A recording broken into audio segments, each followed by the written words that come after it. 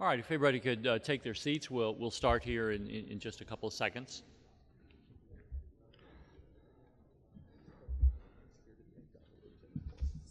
It's the terrifying. So let me begin with providing some observations and maybe a framework, and I'm going to ask our panelists if you have questions for one another, and I hope you do, but if you don't, I'm prepared to ask some questions to you based on what we just heard. I see sort of four silos or categories of insights that I think came from all of you. Let me just lay that framework out quickly, and this is not ironclad. I'm not trying to limit discussion. I'm trying to look and see where there might be some convergences.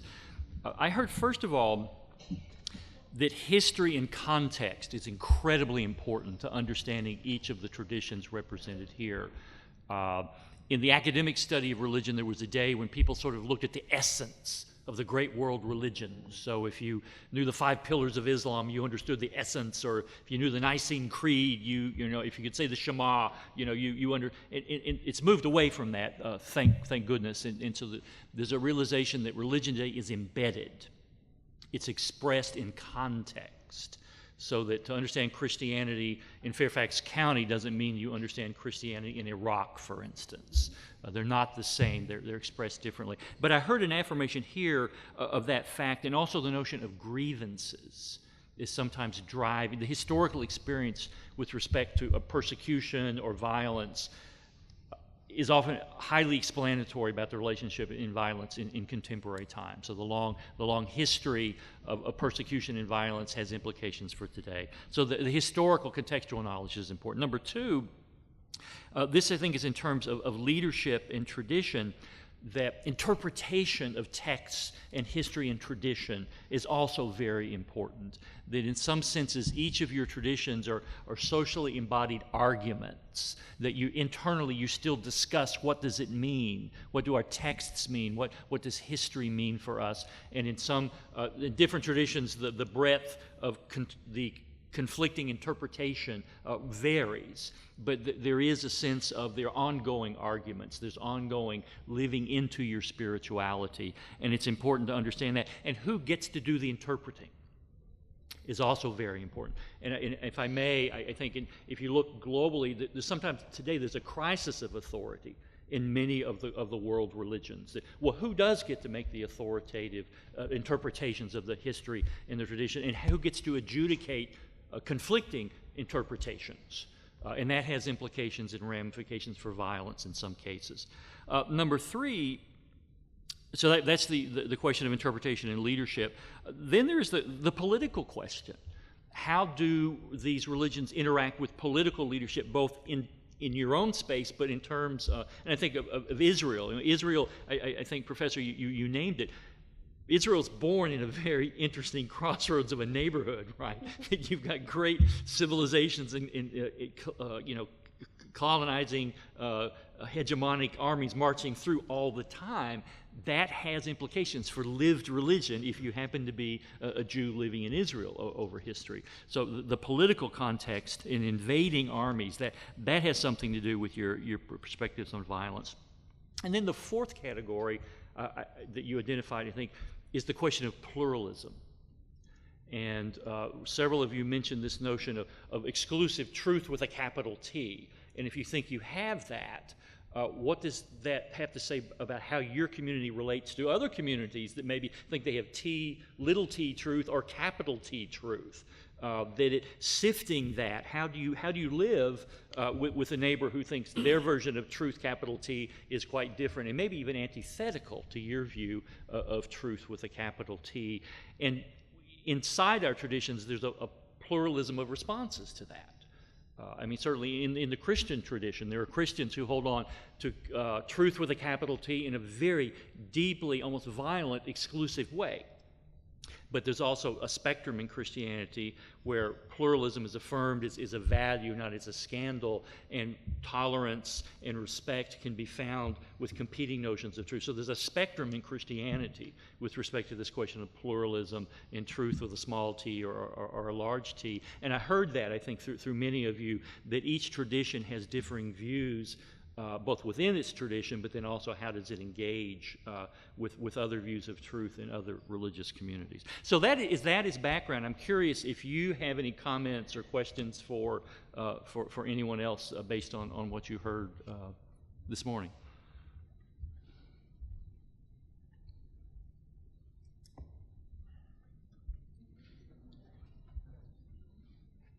This one, I mean, your policy didn't work to make a difference among us.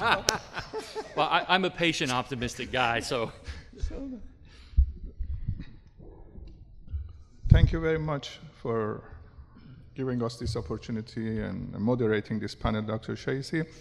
I don't have any questions. I just try to learn as much as I can from all of our panelists, respected panelists. There are different aspects that I got it.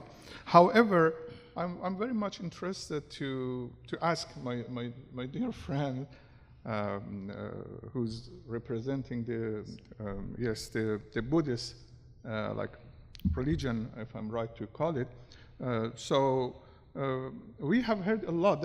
Forgive my ignorance. That's only I'm asking as just some ignorance about that. We have heard a lot of that.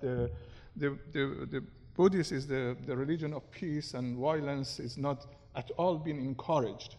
However, in recent, problems in the other part of the world, we have seen not only, the ordinary Buddhists, even the monks and the Buddhist monk also have been part of the violence against others. Muslims or whatever, we can hear it. So I wanted to see what's going on in that part of the world. What kind of justification these people using in the name of religion to go in order to eliminate some of those minorities, Muslims or whatever. At least that's what we get.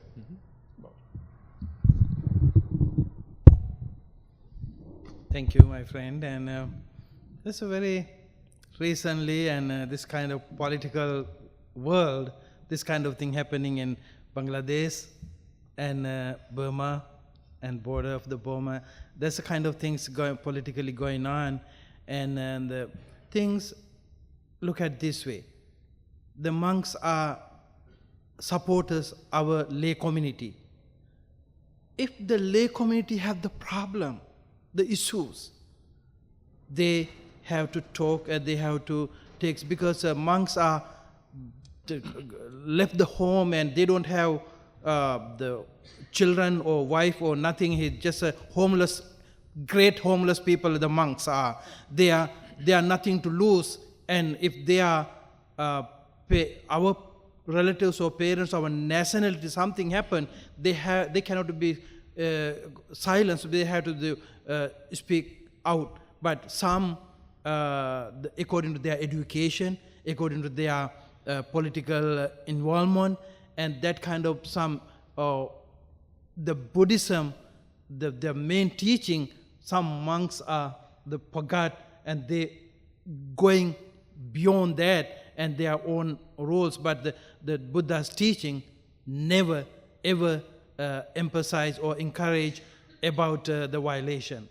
But it is some society today, the present day politically, sometimes the monks are fighting with other community because of the one thing is they are not enlightened. Other thing is that they are not deeply understood the Buddhist rules. And other thing is because they believe if I can Buddhism or I can survive, if my nation, my nationality first have to be protect, then our faith can continue. Hunger is the biggest problem. The freedom is the biggest problem. They are fighting for it. That's why it's happening, not in the history, but recently, Burma and other, even though Sri Lanka, some kind of political issues, then the monks are, not whole monks, but some radicals monks. Let's go to Imam, and then Doug, we'll come to you. I was just, since Mr. Johnston spoke about Islamophobia, this is now an issue, quite prevalent in the media. I mean, since you spoke about Christianity, how do you see the Christian responses should be toward that issue, where I think also as Muslims we have to stand up to people who speak bad about Christianity at the same time. But when you spoke about Islamophobia in your talk, I know we didn't have enough time, but could you elaborate a little bit more, please? Sure, thank you for the question. When the term was first used back in 1991 by a think tank in the United Kingdom, it was defined as an unfounded hostility toward Muslims. And it's been my observation that I thought a huge proponent in advancing Islamophobia in the United States were the men's groups in the churches across the land, who were effectively repeating things that they'd heard in the media. You know, it was no dire intention. It was just a natural sort of thing. But recognizing this, this past October, we convened a conference at Temple University in Philadelphia, where we partnered with Peace Catalyst International and the Dialogue Institute at Temple to bring together 30 evangelical leaders, together with selected representatives from the Jewish, Muslim, and non-evangelical traditions of Christianity, to discuss Islamophobia in all its aspects, ranging from religious freedom to sleeper cells, you name it, we covered it. And all of that has been captured in a series of papers that were written and will soon be coming out in a periodical called Fuller Magazine, which is put out by Fuller Seminary on the West Coast, which a lot of evangelicals read. My understanding was that evangelicals were at the forefront, basically, in this sort of phenomena that I'm describing. But also it will be published in the Journal for Ecumenical Studies, put out by the Dialogue Institute, which makes its rounds in scholarly circles. Hopefully, when those come out, those will shed some light. We certainly came up with recommendations and the like. But I think it's very important, particularly as you witness the silly season we're in terms of presidential elections, that, you know, if you think back to World War II, I think the Japanese internment camps were a stark reminder of how fear can drive us in directions that we later come to regret. And I think that what we're hearing with respect to Islam these days in many circles could drive us in the very same direction. And when you think about trying to evaluate Islam on the basis of the actions of groups like Al-Qaeda and ISIS, it's very important that one, as a good Jewish friend of mine said, use a scalpel and not a meat cleaver, because our Constitution and Bill of Rights demand no less. And if we can't have a nuanced conversation about Islam in America, that would be violating our ideals and the very legal principles on which we were founded. So I think there's a lot at stake, and it's terribly important to take the high ground in this issue, where there's a lot of movement pushing in the opposite direction. Thank you. Yeah. Thank you. Doug, did you have a question too you wanted to ask? I did have a question for Robert Eisen. Robert, I've often thought that the persecution that Jews feel today is probably beyond the religious reason. I mean, that's how it all started out, apparently. But I've had the uneasy feeling for quite some time that it's really gotten to be more of a habit than people drawing a cause and effect relationship between that attitude toward Judaism and the treatment of Jesus Christ. And so I kind of developed a theory in my own mind as to how this continues to play out. And the theory goes like this. If I were Jewish and I had a history of thousands of years of persecution, what would I do? Well, I think one thing I would do is I would try to get smarter than everybody else. And I would place a very high premium on education. And every Jewish friend I've had, both male and female, have been just sharp as a tack. I mean, really, really smart, and which I respect very deeply. But I think that when you take that and you put it into a meritocracy, you find that those who are so gifted rise to the top. And I think those that they displace oftentimes feel some resentment. And then you get this sort of persecution cycle all over again. But this is just my theory. I've never heard it anywhere else. But what's your reaction to that? Or do you think it's still driven by the religious nature of it? It's interesting that you asked this question because I'm actually planning to write a book on it. The book I'm actually planning to write a book on the question of why Jews have been so successful in the last 200 years. I mean, the statistics are pretty impressive. A lot of smart Jews out there. I will add parenthetically that I know plenty of dumb ones too, and I'd be happy to introduce them to you if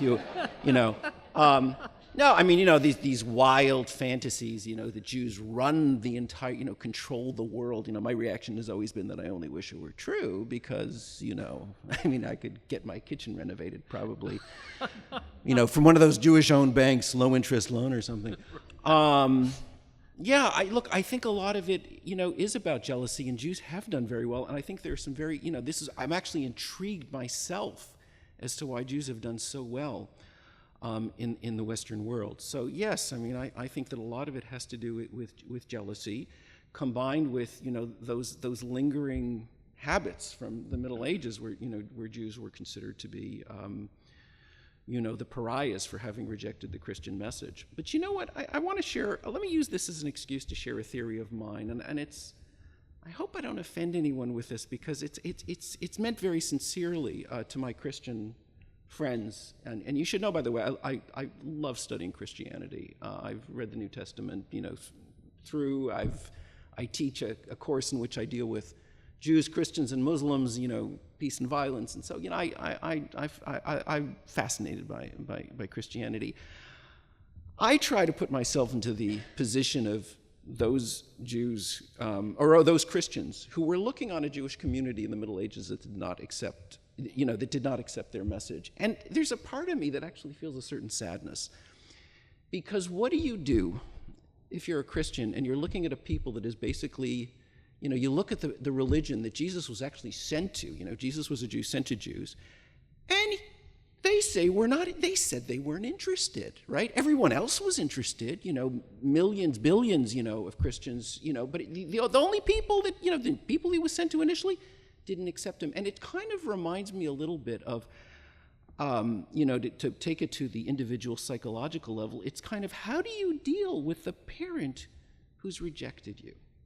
And I, obviously I don't want to be too sympathetic because, a lot of Jews died because of this, but a part of me really is sympathetic about how hard it must have been, and maybe to some extent still is for Christians to look at Jews and say, to look at us and just, here's a people that we're the parent that rejected them.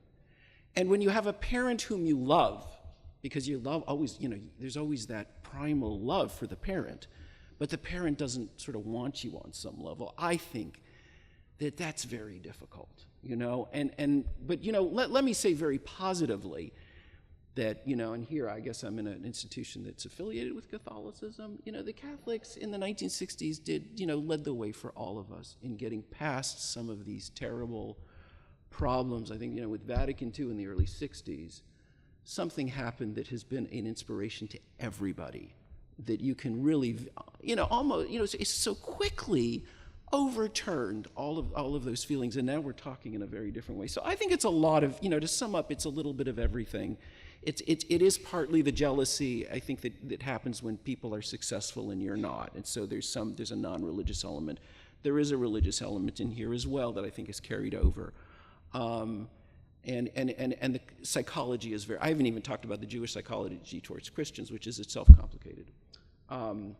But look, the hope is we can get over it, and I think the Catholic Church has led the way here.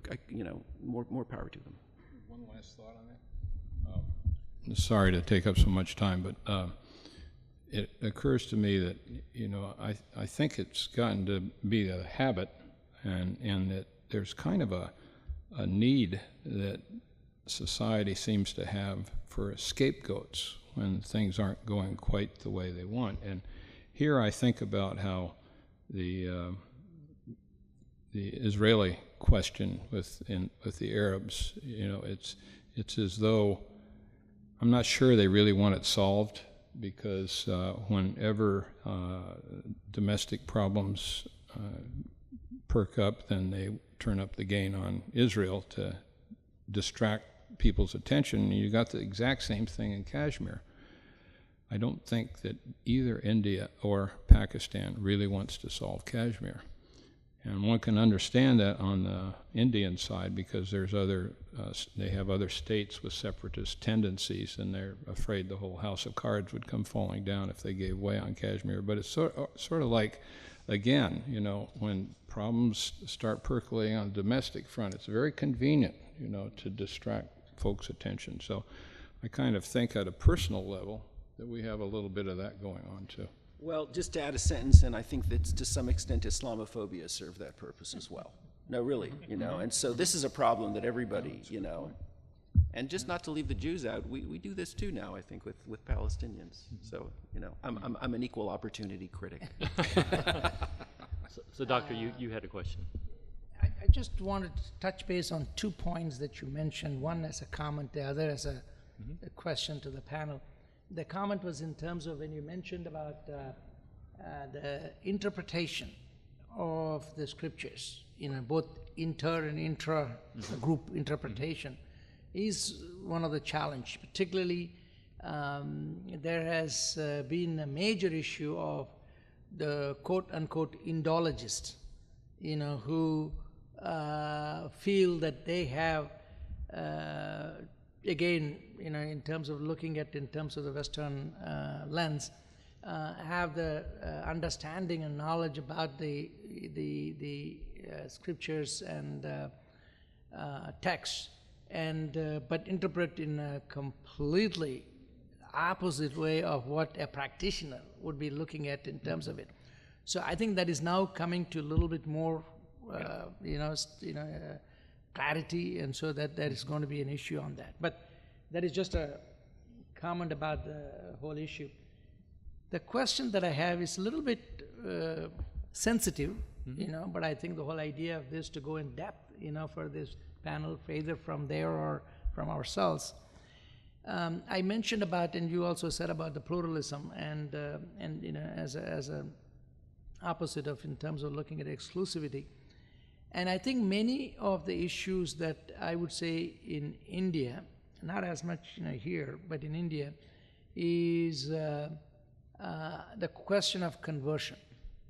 I mean, this is one of the issues that are thorn in terms of the major masses of India, is not alone over the years, thousands of years, but of post-independence as well, is, and in fact, Ayatollah ji mentioned about certain components of Islam, because of the money available and the money that is being poured into setting up and that particular type of philosophy of Islam that is being converted, in terms of people. So that's one major issue. The second issue is in terms of Christianity as well. The mention was made about evangelical Christians. It's one major group at this point is much more active, even though the traditional Christianity group are not as much active as they were in the past, but it is still there. And I think that sets up tremendous amount of tension in terms of, and then the reaction, to that spasmodically, episodically, starts to show up in multiple things. And in the second part of the discussion, I'm going to address a little bit about the Kashmir part. I have a little bit of a different hope, than your, the stuff what you said. But I want to ask specifically, in terms of the Islam and Christian response to how do we address this, particularly in the 21st century and going beyond. No, that's a great question. Anybody want to take a stab at the conversion question? May I go? Please. Dr. Siwa mentioned a very important issue about the conversion, for example, as one of the problems that, in fact, I wanted to touch on that. In one of my notes here, I had this issue that the violence and extremism exists in different forms. Yep. And violence can be explicit and implicit. Now, also, someone can talk about the structural violence or cultural violence. Right. A term used to describe the violence that is legitimized by elements within a particular culture. However, this is my point, the particular form of extremes, brutal violence, and used these days, for example, by ISIS in Iraq and Syria, might actually have a shorter lifespan than the more enduring forms of violence that are not so much visible. So here we come to the many issues, like human rights issues, women's rights issues, and lots of issues that's not part of this ISIS issue. But again, these are part of the violence. We see it in all families or all societies around the world. Now, I was thinking about Professor, my dear friend Robert Eisen answer to the issue of, for example, Judaism and the way they suffered. I have lots of sympathy with them and with anyone who suffered during the history. But what I cannot understand it very well, and that's not limited to Judaism, by the way, to many of these people, I don't know how, especially when it comes to the religious leaders, they justify, they are forgetting the main principles of their own religions, like love your neighbor, love your enemies, merciness of God, or grace of God, compassion of God, and in the name of religion, they misplace, they kill. Look at the issue of, for example, Palestinians. Look at the issue of the others who are suffering. And I'm not talking here about the policymakers or politicians in charge. I'm talking about those who justify this kind of acts towards others in the name of religion. I think I'm just thinking here, and there are lots of thinkers here can help me to understand it better. The way I think here is, there is a rule which comes from thousands of years, and St. Thomas Aquinas also emphasizing on that, to avoid a greater evil, then we are forced to do the less evil part in order to avoid the greater evil. So it seems that all of these people, of monks, Muslims, Jews, leaders, they are thinking these are the evil act they are doing, but they are thinking there is a greater evil attacking them or threatening their identity or whatever, and that's how everything can be justified. And that's the unfortunate part of all these religions. So I think, as one of our panelists mentioned, the education comes here at number one, that we have to educate, we have to work with each other, we have to sit with each other in order to tell the others we are all human beings. We are all brothers and sisters, we are all the same, we are not going to trade your identity, we want to live in this global village together.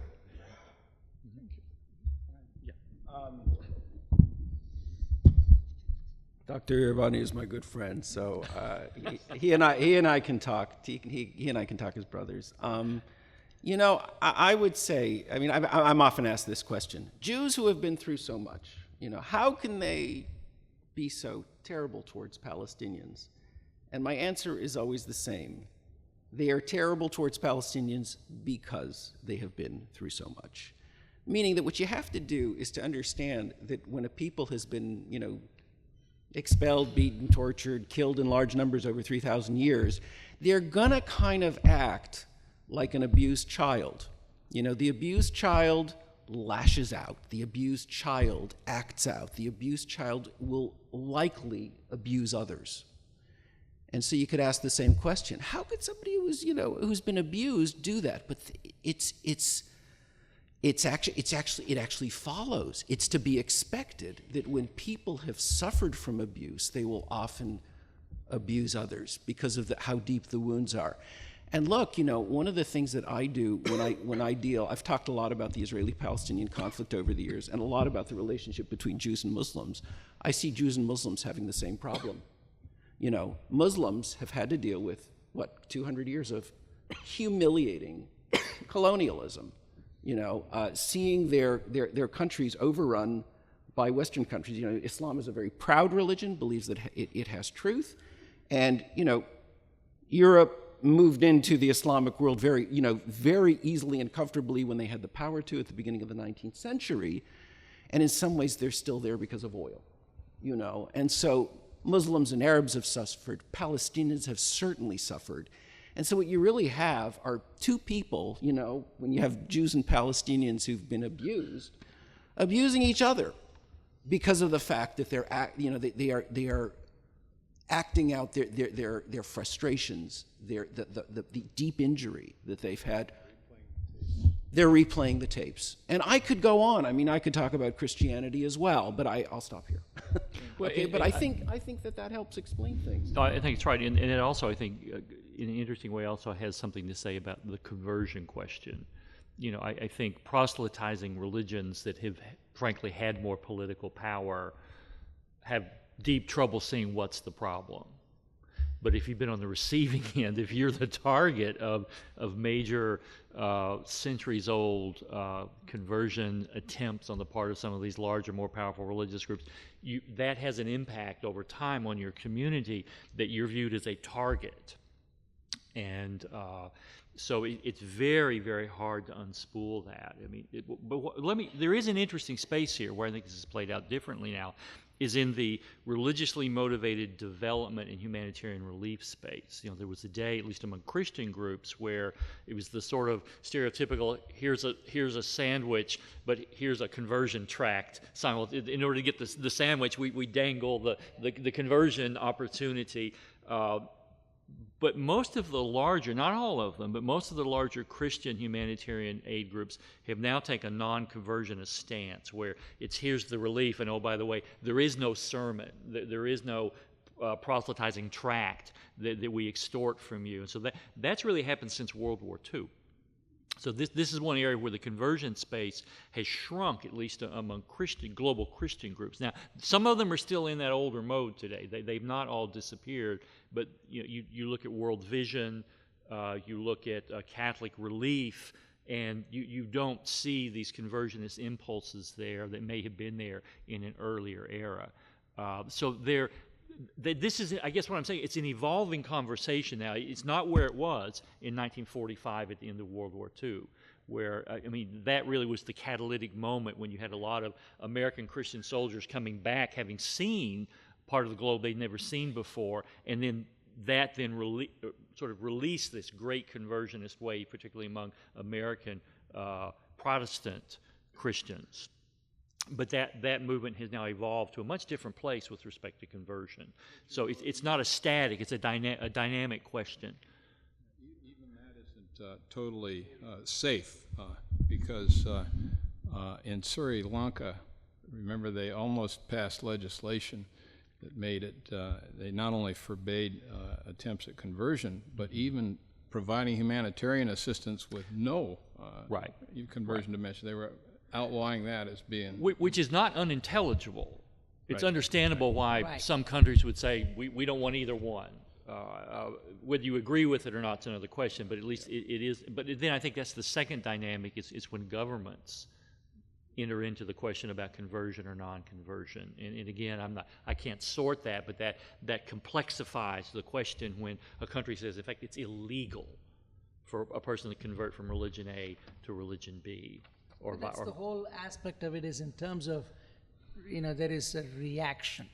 right. When there is years of that component of, here is the sandwich, here is the, conversion part of it, sermon part of it. Right. And even though they're by law and other means, some of the groups are backing off, but it's not in the psyche, in the mental aspect of the common people that are there. That's right. And so it is an issue. Let me give you one example. A few years ago, we had a group of people who came from northeast part of India to here in our Interfaith conference. We held several meetings with them. And it is interesting, folks. You really need to hear this. And these people selected from different sectors from the Northeast. The Northeast of India is primarily Christian, and it's almost like 90%. And so you would say, what is the issue? For them, they were complaining about conversion. So I said, you all have been Christians for now probably 50, 60, 100, 150 years, and what they were talking about was originally the conversion was taking place to Catholicism. So original Christians that were there, majority of them are Catholics. But what is happening is now conversion from Catholics to Protestants. The various different evangelical groups are aggressively converting because there are no more Hindus to convert. Right. So they have to convert whoever they are there. So they are converting the Catholics, and so I didn't even understand this. It was a complete elimination of these facts in terms of what was happening. Right. And I think something similar exists in terms of the Islam also, not alone in terms of converting others, but also intra-conversion of the different segments in terms of, that also is an issue that is happening, resulting in some violence and as well as this. Right. Yes, Imam. If I may just add the spiritual component.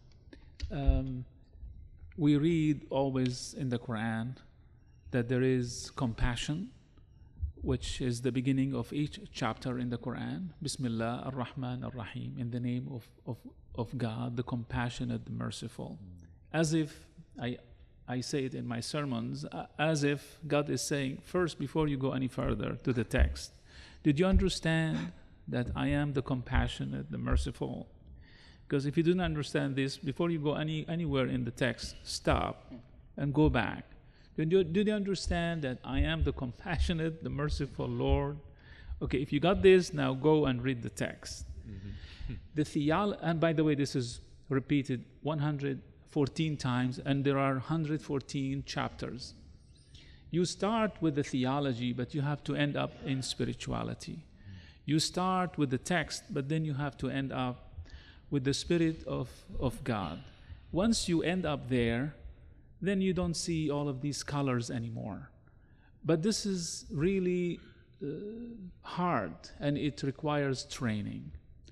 And that's why today what is concerning me a lot, even here in America, those who are calling for this and bringing back spirituality, they are faced with a lot of radicals and either Salafis or others who are talking down and talking bad about, they call it Sufis. But during the time of the Prophet, there was nothing called Sufis, by the way. This is a term, came way later on. This is cultural things, those different names. But if you don't end up into the compassionate, the merciful, whether you are Muslim or Christian or Hindu or Buddhist, that's the task for the clergy of the 21st century. And I will end by saying this. I made studies just recently about the number of the Muslims during the time of Prophet Muhammad.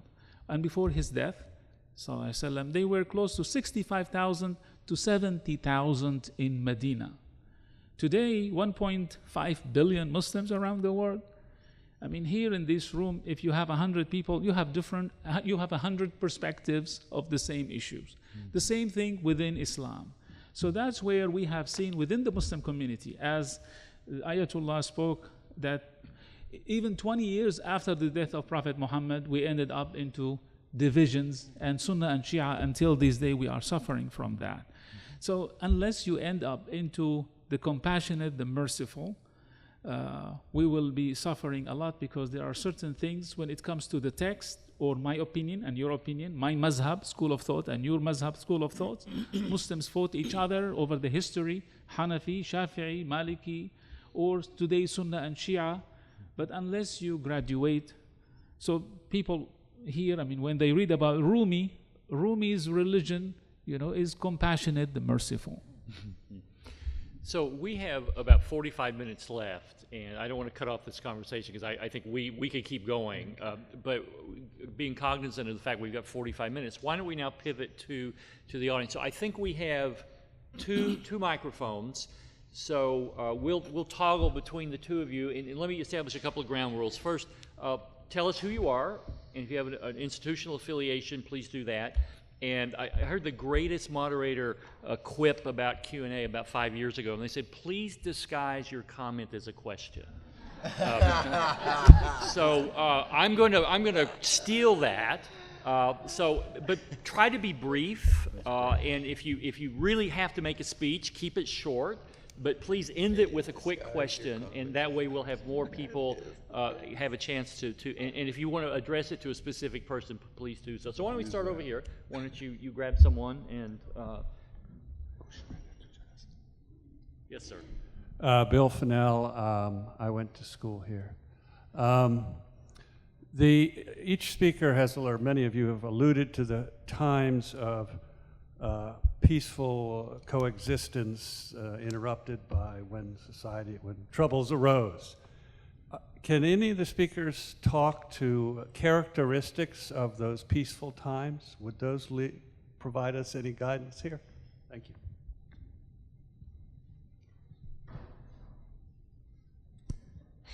Who wants this? I can say something.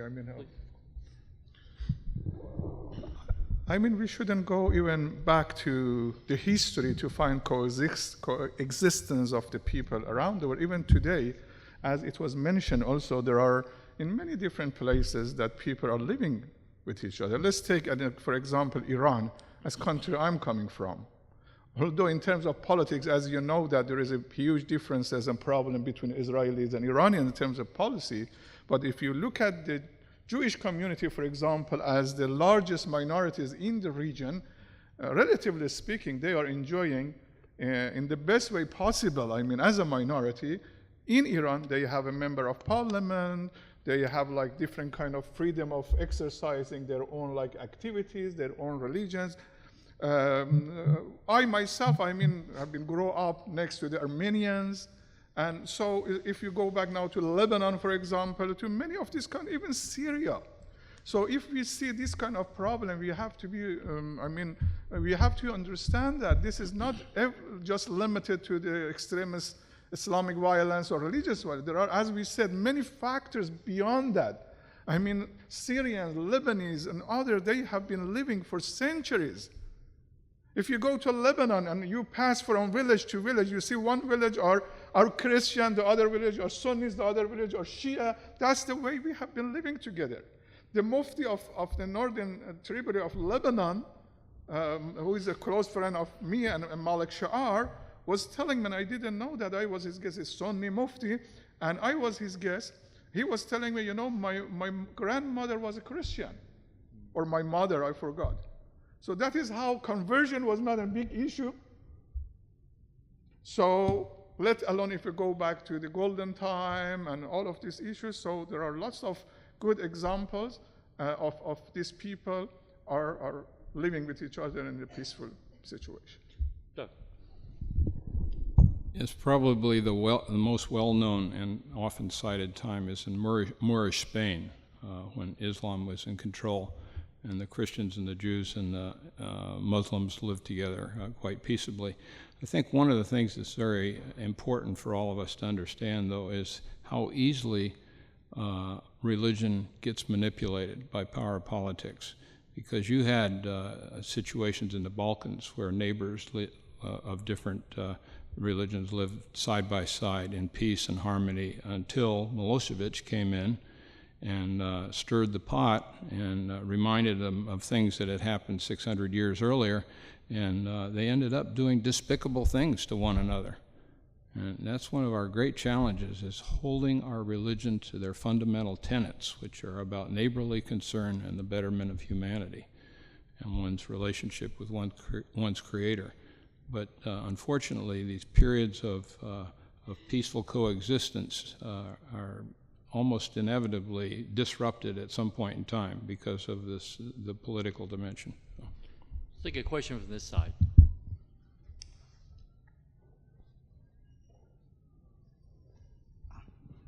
My name is Paul Tennessee. I'm from the University of District of Columbia.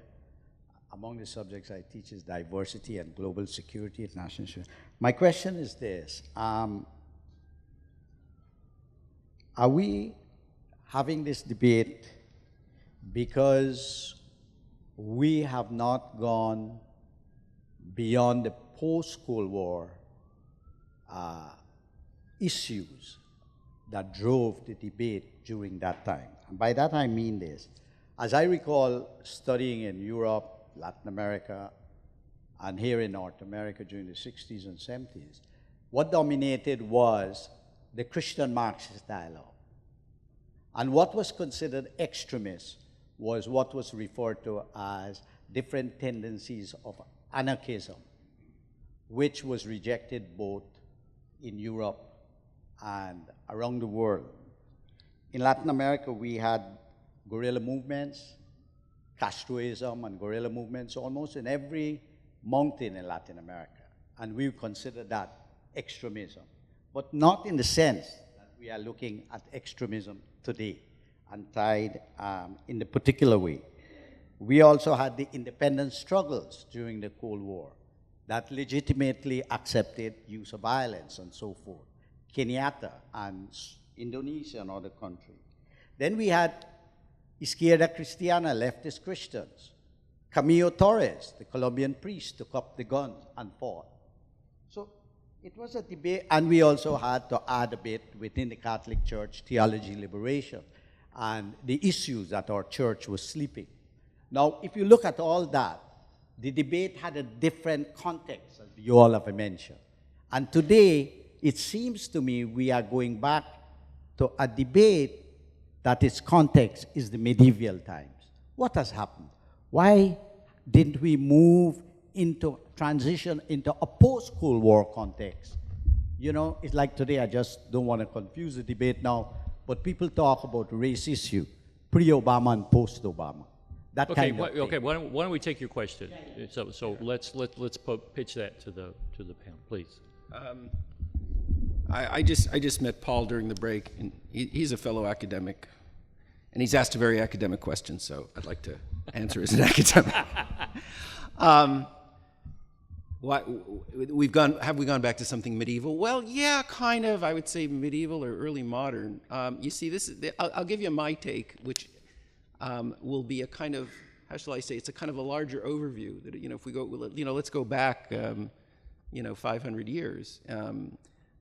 Yes, people thought about religion for centuries.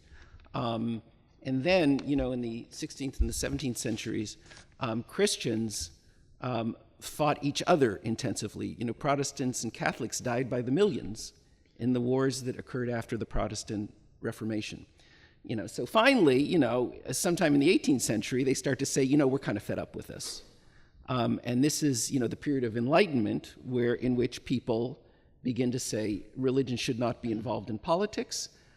Religion, you have a right to say whatever you want and to believe whatever you want. We begin to get the development of natural rights. And ultimately, that leads to a world that's very secular. And all of a sudden, people think, well, we've graduated to a new level where the world is going to be peaceful because we're going to be basing our lives on science, and that's hard science. The world is going to be a better place because we're going to use science to cure disease, etc. We're going to make people more comfortable, but also social science. We're going to build perfect society. So, You know, by the time you get to the year 1800, everybody's kind of looking past, a lot of people are looking past religion and saying, we're done with that era where people killed each other. Now secularism will be our salvation. And what did we discover? Well, go back, you know, go ahead, you know, 150 years, you know, and the two most destructive movements, maybe, you know, in modern history were Stalinism, 20 million people, you know, Stalin killed 20 million people, biggest mass murderer in history, and he wasn't religious at all. He was a communist atheist. And Nazism, which was, you know, a phenomenon that really wasn't religious, I don't believe in the normal sense at least. So now we've gone back and we've said, you know, I think a lot of people, now that we're past the Cold War, have said, well, why don't we go back to religion? Because, you know, secularism didn't work out at all. So yeah, we're kind of trying it again, having forgotten how bad it was, you know, and now, of course, we're discovering how bad it can be when religions are fighting. So, I mean, it's a pattern here, you know. Religion was the source of, group identities centered on religion killed millions of people. And then we discovered that secular nationalism as the source of identity could kill millions of people. Now we're going back to religion and we're discovering again that, wait, you know, that's not so good either. That really isn't so good. I mean, I think in the end, you know, you kind of have to look at the big picture and say there's something fundamental in group identity, whether it's national or religious, that's a problem here, and that we're not going to solve the problem, you know, by choosing secularism or religion, but some sort of fundamental commitment to decency, which I think is why we're here. I think a lot of us are trying to get past our religions in some ways to be able to talk to each other on a level playing field. All about human nature. Yeah. I think one thing that's changed is globalization. I've just recently finished reading Eric Larson's book In the Garden of Beasts about America's ambassador to Germany in 1933 and 34. And it took him something like 3 months to physically go from Virginia and University of Chicago, where he taught, to actually being received by the German government officially as the ambassador. And it would take months to take the boat back. And you sent cables that were typewritten and put in pouches and were airmailed. And now in the State Department, we use social media, we follow social media.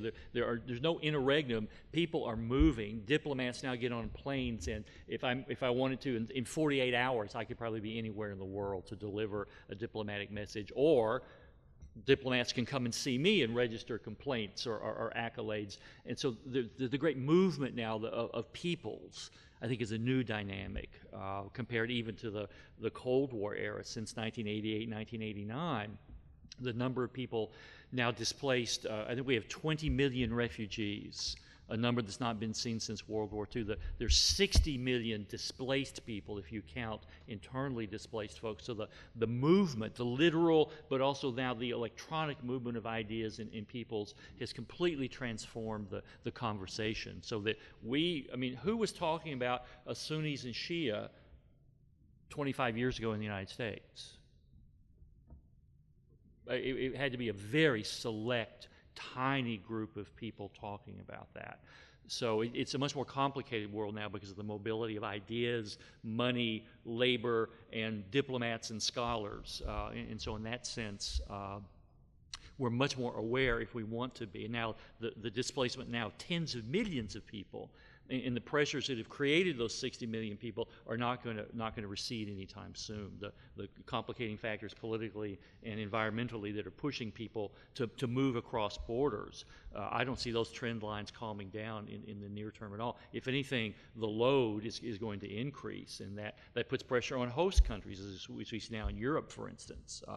So I think that's a new dimension that has transformed the kind of political religious discourse. Why don't we shift back to this side? Why don't we take the gentleman here? Microphone's coming. Thank you very much. Very interesting discussion. I want to just touch on something that Can you Professor... introduce yourself? Oh, my name is Zamin Kendante, Omega Forum. And something that Dr. Eisen said, which I really love, was the out-of-body experience, to look at yourself.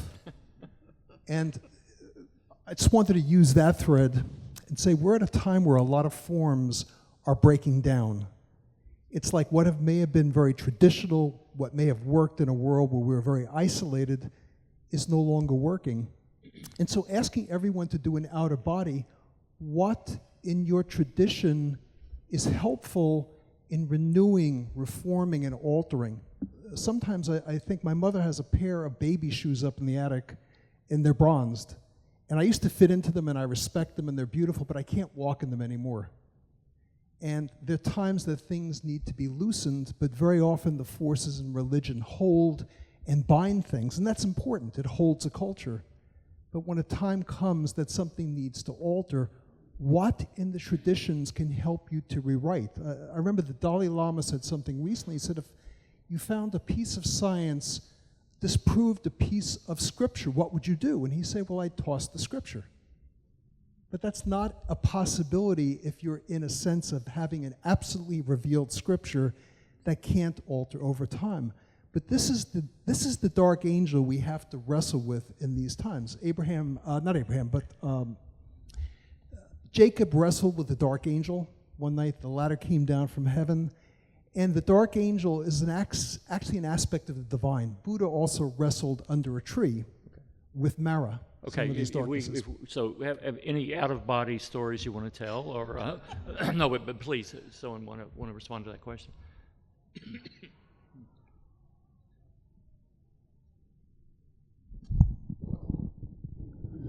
It's a wonderful thing, and the Buddha's time, they had one of the Buddha's teaching is happening for the divine being in the night time, and one of the very beautiful light came to them. One of the Deva, that kind of divine being, had the question as Anto Jata Bhai Jata Jataya Jatitopaja. Jata is the problem. Jata is the problem. The Reverend Sir, the problem is the inside, the people have it. Problem had the outside, external problem, internal problem going on. What is the solution for it? That's the thing that's happening today. Everywhere the problem, territorial problem, ethnic problem, and a nationality problem, religious problem going on, and hard to find the solution. And the Holiness Dalai Lama has a good awareness about it, and the Buddhist and other faith also looking for the solution. The thing is, according to the Buddha's teaching, the Vinaya, that means the rules and our principles, basic principle, is very important to, if our parents, our religious leaders, if they had a good behavior, mental, verbal, physical behavior training thing, since we are school's time, high school, and that early age, if possible, if they can give the good moral conducting, that life is an effect for the rest of the future. And that's the way only we have to make the good civilized person to the future with the effort of the parents and religious leaders have a lot of duty to take care.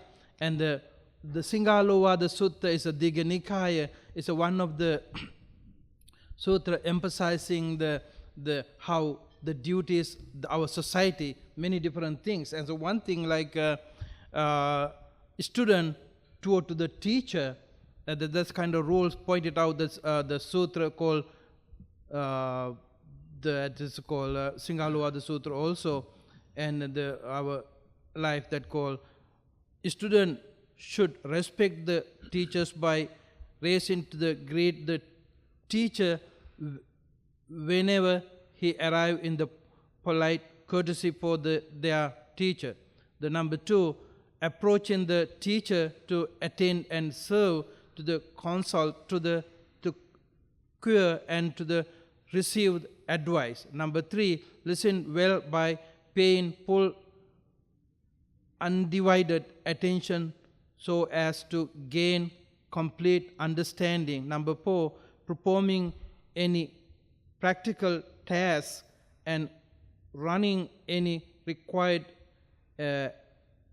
errand for the teacher. Number 5, learning the subject honestly, giving this task of learning to the proper priority. Maybe Eastern philosophically, let's go with that, but Western philosophy may be a little different, that's a concept, but however, that's the used to have, that's the Eastern way, they most of things in the early, now getting changed. But what the teacher should support his student by teaching and training them to be good and skillful. Number 2, guiding them to thought, penetrating and complete understanding. Number 3, teaching the subject in full, holding nothing back as in a close first. Number 4, encouraging and praising the students' true qualities and humble abilities. Number 5, providing the learning that both can make a living and induce behavior that entitle happiness. However, there's so many things in the we can point it out. The thing is the discipline in the how to teach at the early age to them train well, and for the otherwise other nuclear things cannot to support for the to our human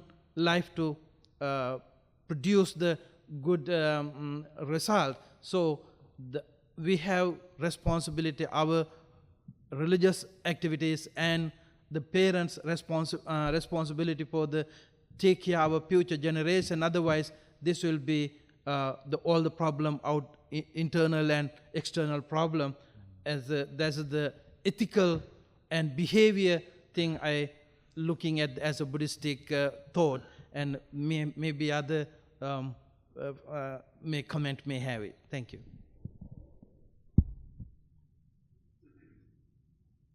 Why don't we take a question then on this side? Thank you. My name is Anselm. I'm a professor of international relations from Iran and visiting scholar at UCSB.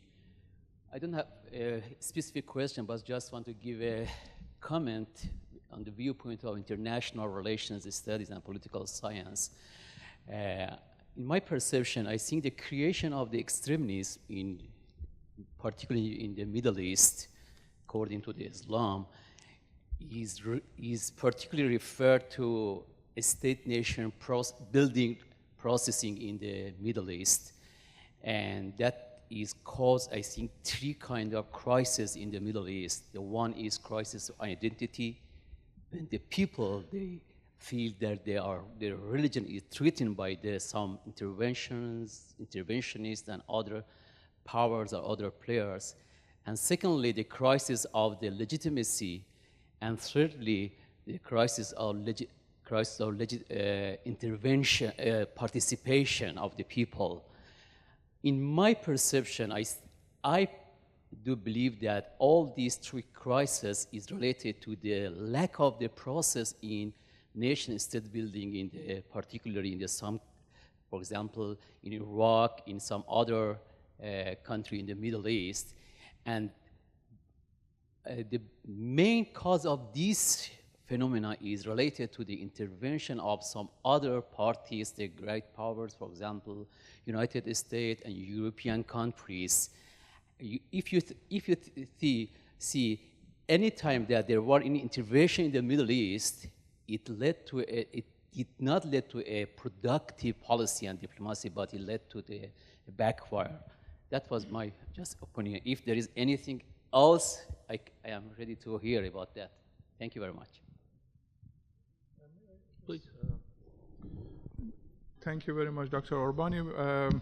One of the experience that I have learned through 15, 16 years of being involved in interfaith dialogue and see how that contributed to better understanding and reducing the tension and also helping towards having a better society, especially when it comes to interfaith dialogue. We as a Muslim, I witnessed that when we have like Christian Jews sitting next to us, then we have learned more to be united, to work together, especially when it comes to listening to their experiences. Now, one of those great personnel who have been a big supporter and contributor to this initiative, mainly between Iran and US, that we see the fruit of that, is Cardinal, my dear friend and brother, Cardinal McCarrick, who is sitting here humbly, and I have seen he's raising his hand.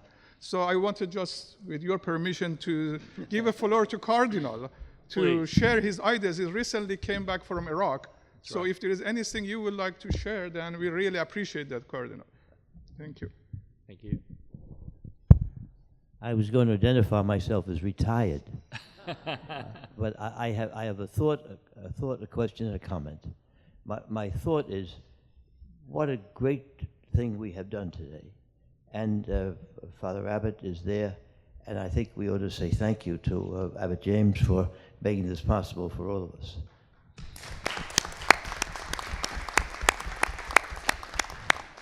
Now, my comment is this. I tried to figure it into a question, but I couldn't do it. The more we learn, even this extraordinary panel today, the more we learn, there's one underlying factor, I think, in all of this.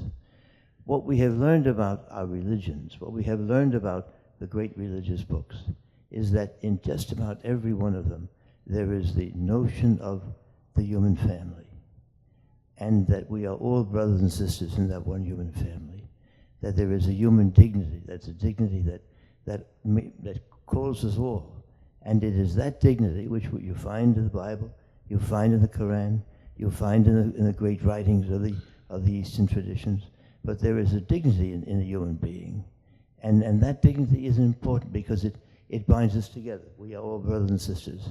God is Father, whether we personalize him or in any other way, but God is Father.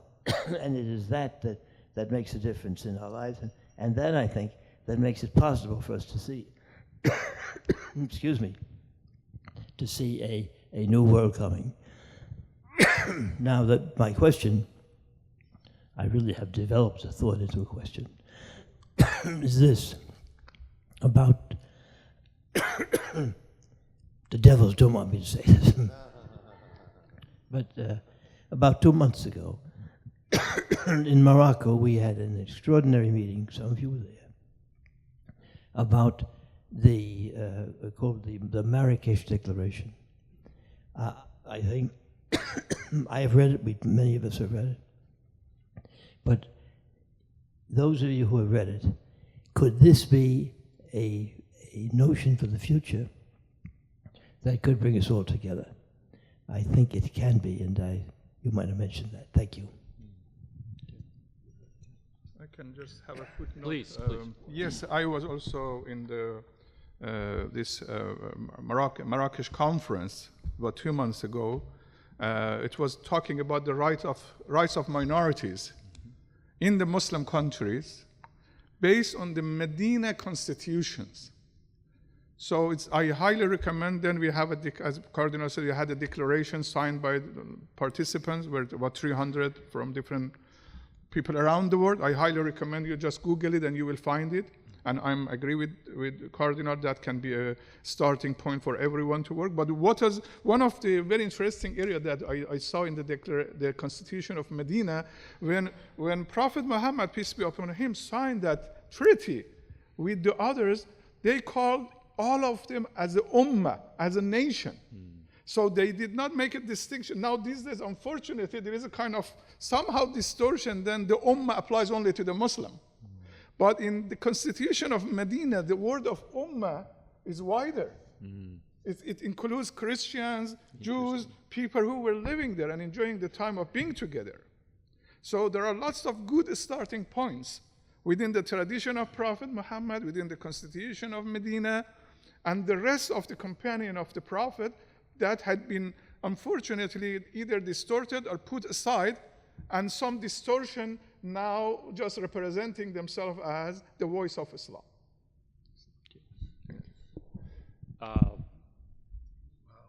The cardinal was sitting in the middle, so now I've forgotten which direction we were going. Why don't we go back to the back row there? Good morning. I'm Janine Dunn. I teach English at St. Anselm's. I really liked how the Ayatollah greeted us. You said, welcome distinguished guests, and then you said, in other words, truth seekers. And I like the Imam talked about compassion.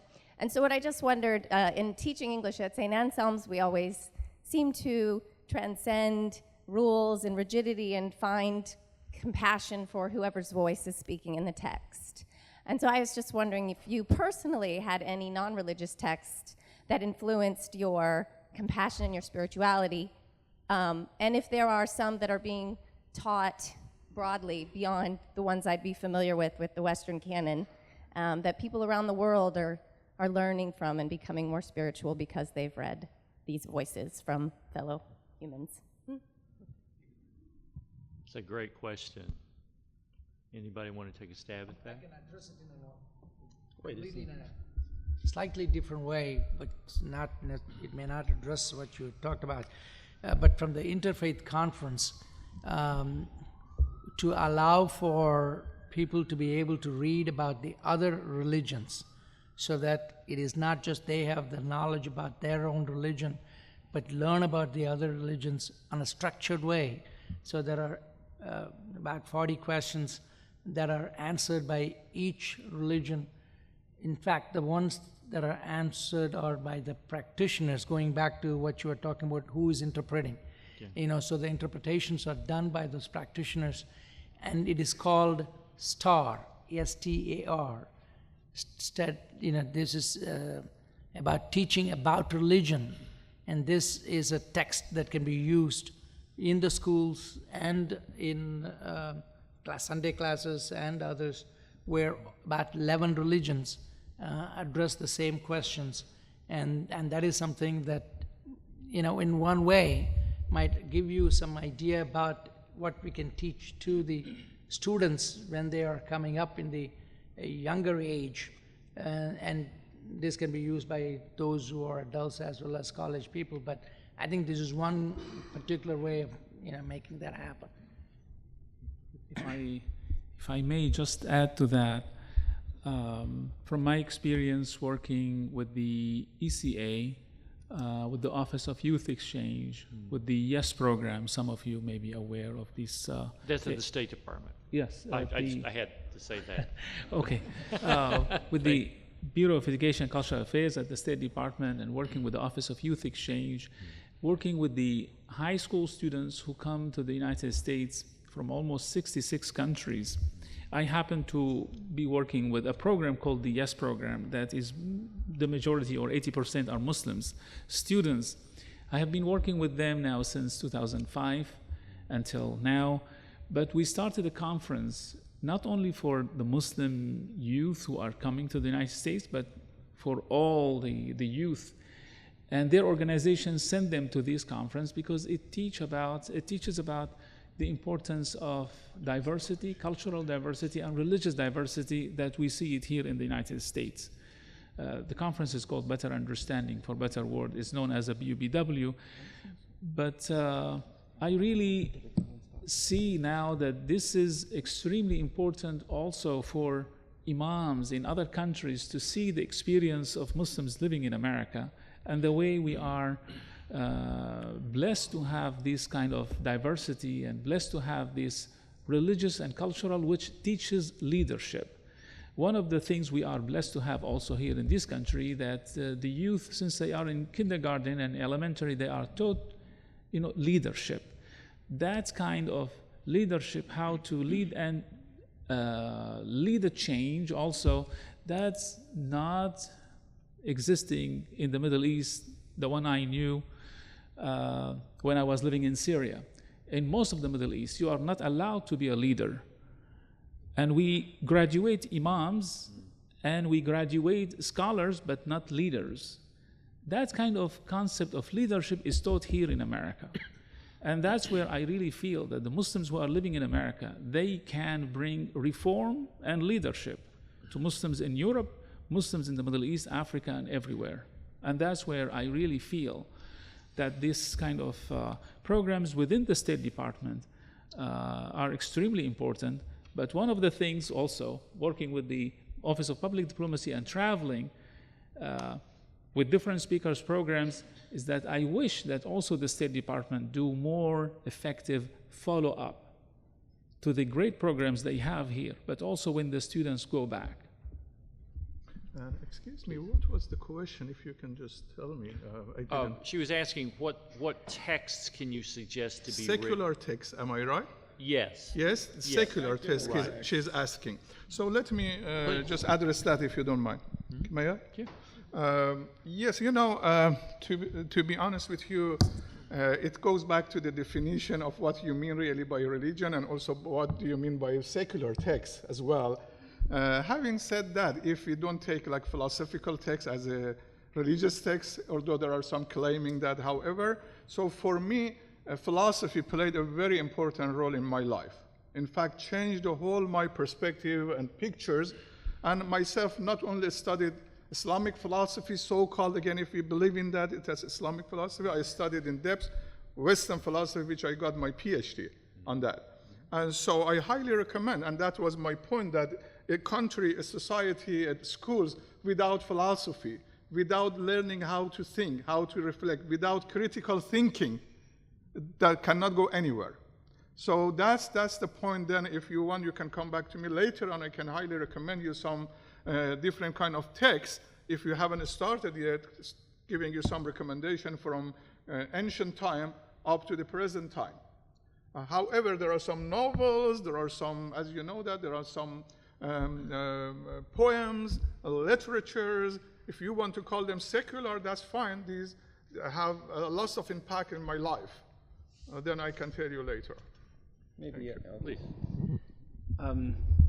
You know, I mean, when you ask the question of, you know, what secular texts have influenced you, I wouldn't know where to begin, because I think that one of the things that we, you know, and the way this has come out already, is that one needs to establish the principle, I think, for all religions, to read widely and to even read the people you disagree with. You know, some of the most thrilling moments came for me. You know, Plato is certainly one of them. But I mean, I you know, reading Nietzsche, you know, who declared that God was dead. Fascinating person, you know, challenging everything. I mean, some of the most interesting things I've read are the things that have challenged me. And so I think that one of the, you know, if I had to say, you know, one of the things that would get us to a better place is that if all of our religions agreed, all the representatives of our religions agreed that we should read all of the great books, you know, very widely throughout the world, that are revered in various civilizations, to try to get a window into how other people think. I don't know where I would be. I've always felt that for me, it's always made me a better Jew to read the Quran or to read the New Testament in the religious realm, but also to read, you know, the rebels against religion. You know, I even found it hysterical, and you know, to read Christopher Hitchens. You know, he says terrible things about religion, but you know, there's a lot to learn from him, from, you know, his lunacy. You know, so that would be my, you know, my message. You know, to read everything, get out of your comfort zone. Doug. I would just add, it's not really a secular text, but one that gets to this business of exclusivism. It's a book called A Wideness in God's Mercy, authored by a Canadian theologian by the name of Clark Pinnock. But he without yielding 1 inch in his own personal beliefs, Christian beliefs, he shows how in the Old Testament and the New Testament of the Bible, how all of the peoples were blessed. We're all in the image of God, and I think that these kinds of things are terribly important when you, on the religious side, you get some real guideposts, if you will, on how to live in a pluralistic world. So. All right, why don't we take one more question? Why don't we go back to the top? There's a woman there on the second row who's been very patient. Yes, you're holding up your hand. Hi, I'm Laura Kennedy. I'm a retired career U.S. diplomat. and I actually was just reading the remarks by the State Department's Undersecretary Sewell on our common struggle encountering violent extremism. One of her themes was the need to both include and empower women. So I just wondered if the panelists had any thoughts on that in any respect. And I appreciated the words on diversity. Gender diversity obviously is a very real part of that. Appreciated very much the thoughts on reading the canon across the world, how much we can learn from that, although I guess I think back on a couple thousands of years. Most of the great books, of course, were written by men, since women oftentimes did not even receive an education. So any thoughts on that would be much appreciated. Thank you. I can also say, if there's no one. Yes. Thank you for bringing up this very important issue, which again, I had it in my notes that, one of the recommendations that I have for us and for you in terms of how to encounter extremism and fundamentalism ideas is reaching out to the communities and families in order to mobilize them. And as we know that in the heart of the family is mother, usually, and ladies and women. So it's very important to reach to these families in order to educate them, to talk to them, and give them the right information about the rights they deserve to have. Many of these people, and especially women in the Muslim world, they do not aware of the rights that has been given to them by Islam itself. Always I'm telling my students in the class, when I'm starting teaching them here at Catholic U or elsewhere about introduction to Islam, one of the first class that I'm telling about the life of Prophet Muhammad, peace be upon him, and the first lady Khadija. And then as Khadija can be a good example of for the whole Muslim around the world. As a first lady, she was a businesswoman. When Prophet married her, she was a businesswoman, and Prophet, we don't have any text or anywhere that stopped her from doing business. And for years, they worked together. And if you go back to the daughters of Prophet, to the granddaughters of Prophet, who stood up against injustice and oppression in the beginning of Islam, and they have sermons, they have nice talks. You'll be surprised to see that how Islam given that kind of rights and privilege to the ladies and the families of the Prophet. So these are the things that we should try to take it to the ladies in our culture, and I'm sure there are many other cultures who have similar stories of their saints and their leaders, then they can take it to these communities and let the woman get what they deserve as a human being, as cardinals, as a children of Adam, as a dignity that they deserve to have it as a children of God. Yes. Please. The woman is an important role at the Buddhist teaching, and the mother is an important role, and according to Buddha, even the Buddha's mother ordained Mahaprajapati Gautami, and his Siddhartha's wife Yasodhara ordained, and they all, many women, and they practice the teaching and behavior and all the instruction, they enlightened. And when the Buddha's community, the monks and nuns equally treated, and when they had the enormous quality and wisely they acting, and especially the Buddha said that the Buddhist home, we call